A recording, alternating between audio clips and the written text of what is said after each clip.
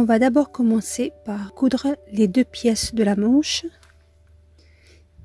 Moi, j'ai déjà commencé à faire l'ourlet du poignet, l'endroit dans lequel je vais mettre un élastique. Donc, il y aura un élastique au niveau des poignets. Et là, je vais plier la deuxième partie pour la mettre sur le haut de la manche.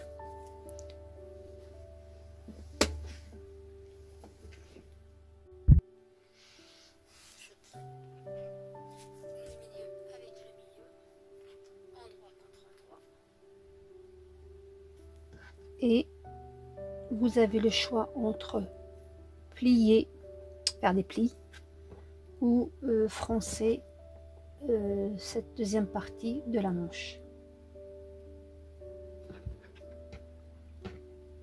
On fera des tout petits plis.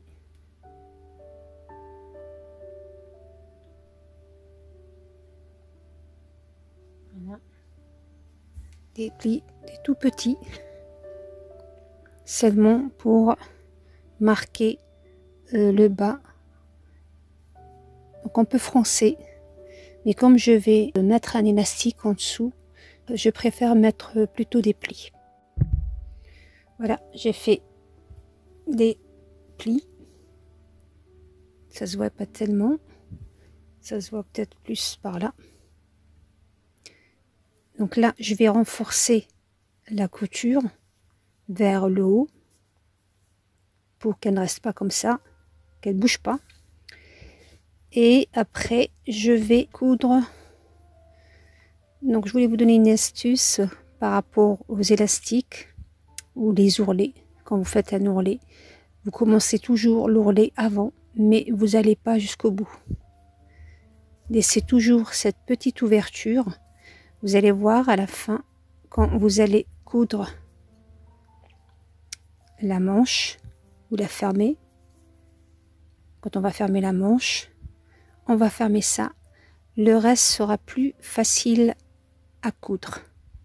C'est vraiment plus pratique, en tous les cas. Du coup, je vais renforcer ma couture, faire une surpiqûre. Et ensuite, je vais coudre. Comme là, vous voyez, je l'ai coupé. Donc, j'ai mon dos et mon devant. Ce que je vais faire, voilà, comme je vous l'avais montré pendant le patronage, je me suis arrêtée là. Donc là, je vais soit faire des plis, soit seulement la froncer. D'abord, à la même taille du haut robe, et après je les couds ensemble en les mettant ainsi.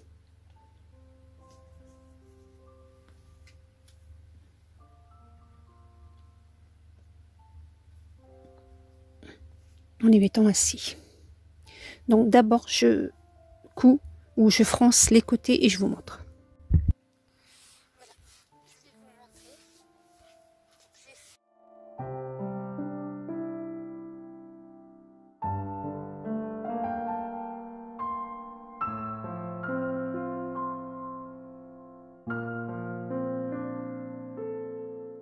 Donc voilà. Je vais le mettre sur l'autre côté, vous verrez mieux ce que ça donne. Comme ça, vous pouvez mieux voir le travail. Donc une fois j'ai froncé le haut de la jupe, je fais comme ça et je couds les deux parties.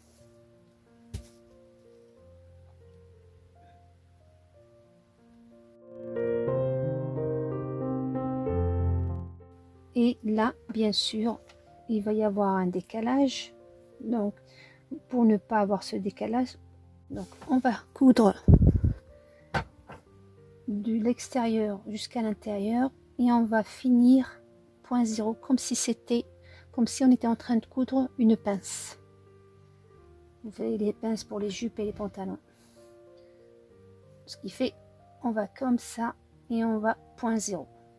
Vous arrêtez à 2 cm à peu près, de telle façon quand on va retourner notre travail, on verra pas un trou du tout, ça sera naturel. Je vais faire ça sur mes 4 côtés, c'est-à-dire les 2 côtés devant et les 2 côtés dos, et ensuite on passera à l'étape suivante. Voilà, donc je l'ai cousu comme vous voyez. J'ai fait une sorte de pince pour qu'il n'y ait pas de vide. Donc là, ça se voit pas tellement. C'est pour ça que je vous le laisse sur l'endroit. C'est au moment où on va la porter que ça se verra le plus. Du coup, j'ai fait mon dos et j'ai fait mon devant. Donc le devant de la robe. Voilà.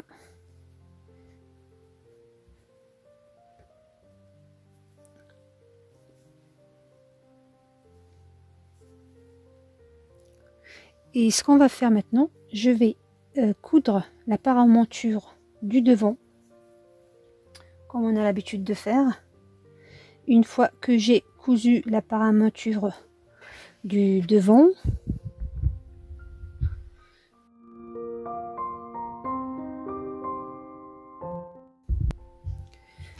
voilà, j'ai cousu notre paramonture devant, comme vous voyez. Et là, ce qu'on va faire, on va poser notre dos. Je vais dézoomer. Je vais poser le dos qui est à l'endroit. Oui, il est à l'endroit. Je vais prendre mon devant, l'endroit contre endroit.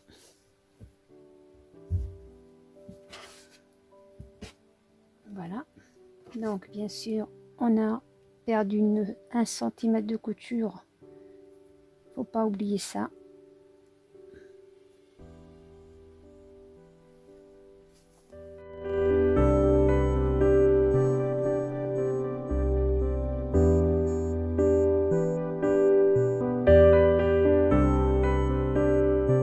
Donc, j'ai maintenant mon devant.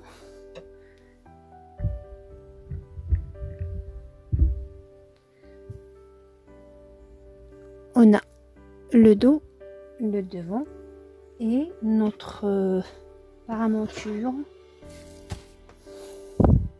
du dos qui elle va venir endroit contre l'endroit du dos, c'est-à-dire notre devant va se retrouver entre le dos et sa paramonture.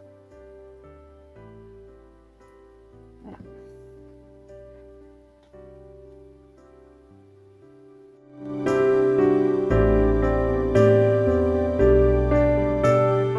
Donc là, je vais coudre ma paramonture. Je couds l'épaule. Je redescends. Je couds l'épaule. Et une fois que j'ai fini ça, on passera aux manches. Ouais. Donc voilà. Du coup, on a le travail propre. Et voilà. Maintenant, je couds les robes, je couds les côtés. Donc pour les côtés, il faut bien mettre les coutures sur les coutures, il n'y a pas un décalage. Donc je couds les côtés, je couds les manches et le petit tourlet en bas et notre robe est finie. Donc voilà, pour les manches, j'ai mis un élastique. Comme je vous l'ai dit, j'ai laissé une petite ouverture. Vous prenez l'élastique de la taille de votre enfant. Moi, j'aime pas quand il est trop serré sur les poignets. Donc je prends la taille exacte, la mesure exacte du poignet. Pas trop, ni tiré, ni rien. De telle façon que quand elle va le mettre, ça sera facile, mais que ça lui sert pas. C'est seulement comme si c'était un poignet normal. pour qu'elle ça ne le serre pas. Et vous le rentrez par la petite ouverture qu'on a laissée. Donc là, je vais retenir avec une épingle l'autre extrémité de l'élastique et je rentre l'élastique.